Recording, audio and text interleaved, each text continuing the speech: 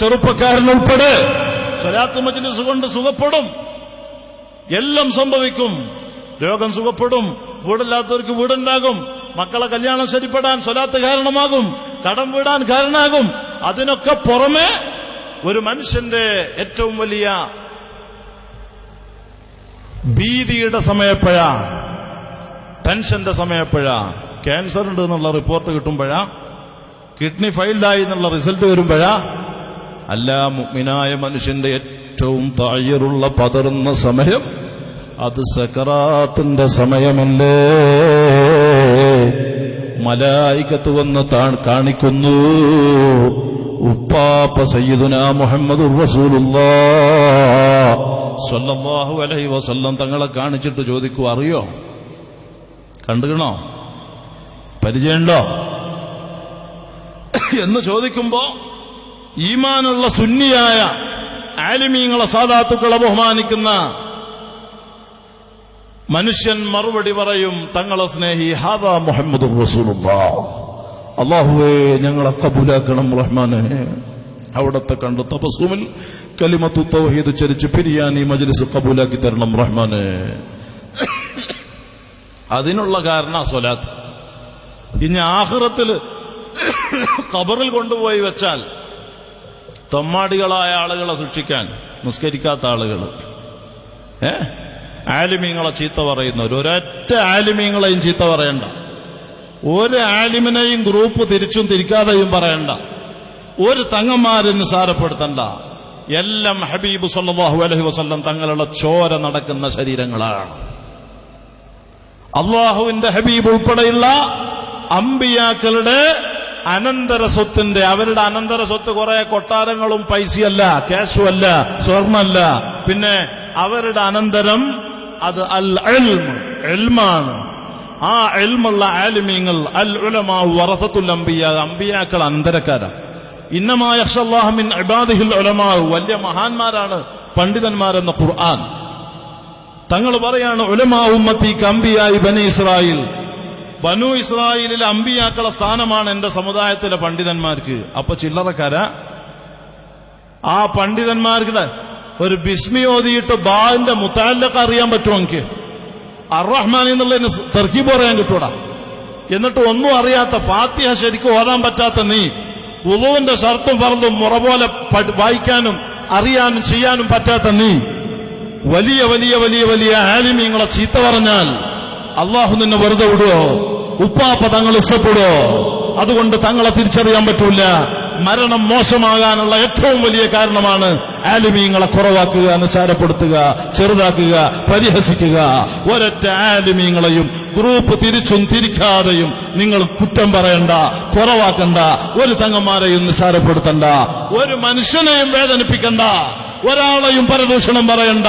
ഇയ്യാകും വൽ ഐബത ഫഇന്നൽ ഐബത അശദ്ദു മിനസ് സിനാ. പരദൂഷണത്തെ നിങ്ങൾ സൂക്ഷിക്കണം. പരദൂഷണം എന്നുള്ളത് അത് വ്യഭിചാരത്തെക്കാളും ഭയങ്കരമാണ്.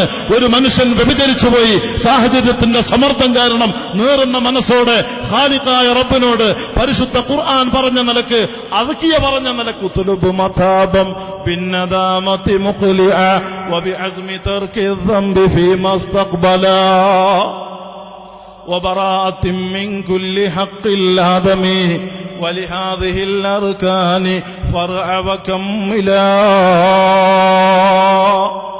തൗബയുടെ ഷർത്ത് പാലിച്ച് ഒരു വ്യഭിചാരി അല്ലാഹു റബ്ബുൽ ഇസ്സത്തിനോട് തൗബ ചെയ്താൽ ഒരു പക്ഷേ വ്യഭിചാരിക്ക് അല്ലാഹ് പൊരുത്തപ്പെട്ടു കൊടുത്തേക്കാം.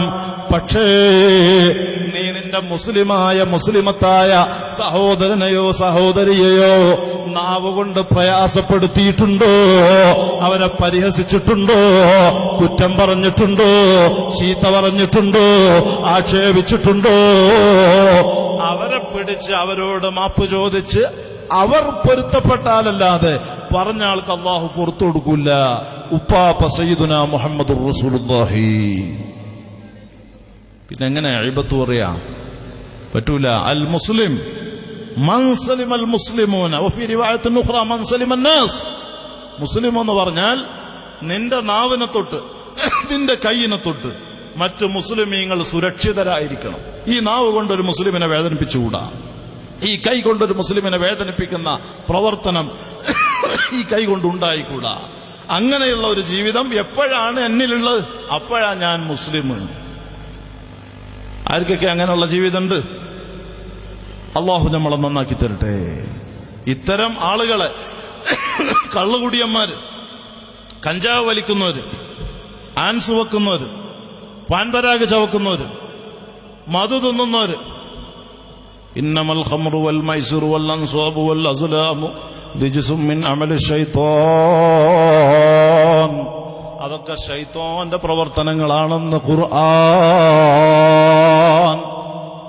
ഖുർആനിൽ പറയുന്നു. വലാ തഖറബു സിന ഇന്നഹു കാന ഫാഹിഷ.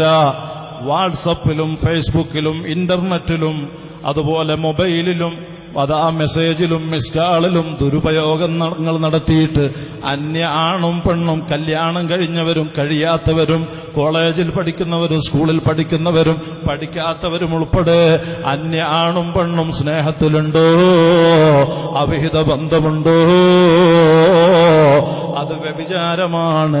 അത് മാന്യന്മാർക്ക് പറ്റിയ പണിയല്ല. അത് വളരെ നിന്ദ്യമാണ് ജനങ്ങളെ. ഇമാം ബുഖാരി റഹ്മഹുല്ലാഹ് സ്വഹീഹ് ബുഖാരിയിൽ റിപ്പോർട്ട് ചെയ്യുന്നതായി കാണാം. ലാ യസ്നി സാനി ഹീന യസ്നി വഹുവ മുഅ്മിൻ. ഒരു വ്യഭിചാരിയും വ്യഭിചാരത്തിൽ ഏർപ്പെടുന്ന സമയം ഈമാൻ അല്ലാഹു അവനിൽ നിലനിർത്തൂല. അപ്പൊ അന്യ ആണും പെണ്ണും സംസാരിക്കുന്ന സംസാരം നാവിന്റെ വ്യഭിചാരമല്ലേ? നോക്കുന്നത് കണ്ണിന്റെ വ്യഭിചാരമല്ലേ? അൽ ഐനാനി സിനാഹുമാ അന്നദർ. കണ്ണിന്റെ വ്യഭിചാരമാണ് നോട്ടം, കൈയിന്റേതാണ് പിടുത്തം, നാവിന്റേതാണ് സംസാരം. ഓരോ അഅ്ളാകൾക്കും അവയവങ്ങൾക്കും വ്യഭിചാരമുണ്ടെന്ന് ഹബീബായ തങ്ങൾ പഠിപ്പിച്ചിട്ടില്ലേ? ഈ നിലയ്ക്ക് നമ്മുടെ ഏതെങ്കിലും അവയവങ്ങൾ വാട്സപ്പിൽ ഉൾപ്പെടെ ഫേസ്ബുക്കിൽ ഉൾപ്പെടെ മൊബൈലിലും ഇന്റർനെറ്റിലും ഉൾപ്പെടെ അന്യ സ്ത്രീ പുരുഷ ബന്ധങ്ങളുണ്ടോ? അത് കുല്ലും സിന അല്ലേ?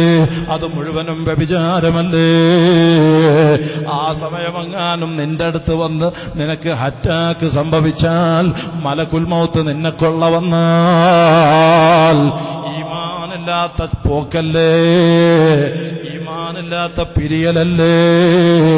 അതുകൊണ്ട് ഹറാമിന്റെ സ്നേഹങ്ങളും ബന്ധങ്ങളും ജീവിതത്തിൽ ആരെങ്കിലും നിലനിർത്തുന്നുണ്ടെങ്കിൽ ഈ മഹാന്റെ ഹളറത്തിൽ ഹബീബിനെ സാക്ഷ്യപ്പെടുത്തി സ്റ്റോപ്പ് ചെയ്യണേ.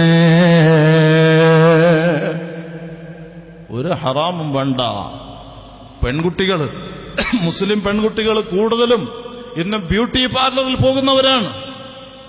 തമ്മാടികൾക്കല്ലാതെ അങ്ങനെ പോവാൻ പറ്റുമോ? വ്യഭിചാര ജീവിതമില്ലാത്തവർക്ക് പോവാൻ പറ്റുമോ?